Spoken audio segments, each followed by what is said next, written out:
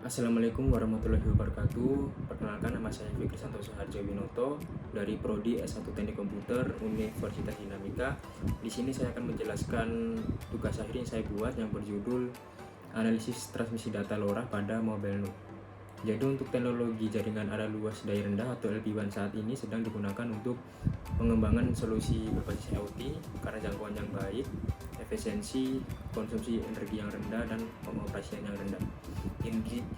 Jenis-jenis LPWAN seperti Narrowband IoT atau NB-IoT, Sigfox, dan Long Range atau LoRa ini telah digunakan untuk berbagai layanan koneksi atau komunikasi IoT. Dari salah satu teknologi LPWAN yaitu Long Range sesuai untuk layanan kebutuhan mobilitas, misalnya layanan pelacakan orang atau kendaraan dan benda berjalan, karena karakteristik komunikasinya yang low power, long range, dan low cost.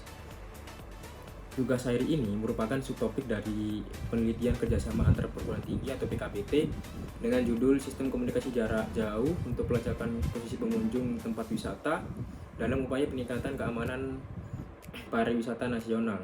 Kontribusi tugas akhir ini adalah menganalisis node berjalan atau yang disebut mobile node yang nantinya digunakan untuk melacak pengunjung wisata. Tujuan tugas akhir ini yang pertama yaitu untuk menganalisis pengaruh kecepatan gerak pada LoRa mobile node dengan parameter throughput dan paket loss yang menentukan hasil QoS dan RSSI pada perkotaan. Dan yang kedua adalah mengetahui data GPS pada node bergerak dapat diterima oleh node receiver LoRa. Sistem pada tugas akhir saya menggunakan dua alat, yaitu yang pertama adalah node transmitter atau yang nantinya digunakan untuk node bergerak atau node mobile, dan yang kedua adalah node receiver yaitu untuk menerima data dari node transmitter. Node transmitter ini terdapat 3 komponen di dalamnya, yaitu terdapat yang pertama Arduino Mega, terus modul LoRa dan modul GPS. Dan yang untuk node receiver ini terdapat 2 komponen, yaitu modul LoRa dan Arduino Mega. Cara pengoperasian alat ini adalah siapkan satu buah node transmitter dan satu buah node receiver, lalu hubungkan ke laptop sebagai catu daya dan sebagai nanti bisa di hasilnya atau datanya bisa dimonitoring lewat laptop.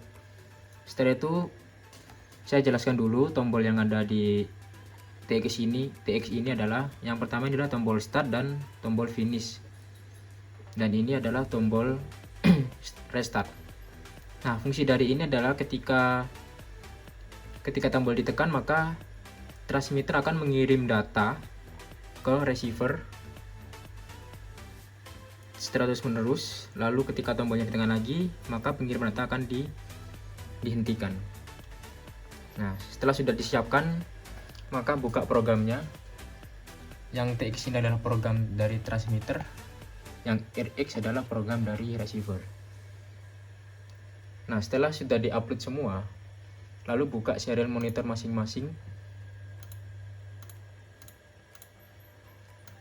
Nah, COM7 ini adalah tampilan dari serial monitor dari node transmitter, dan yang COM6 adalah tampilan dari serial monitor receiver.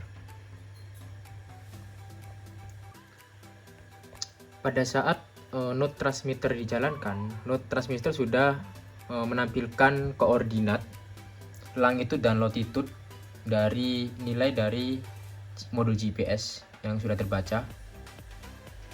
Sedangkan yang RX atau serial monitor RX kosong karena belum menerima data yang diterima dari TX.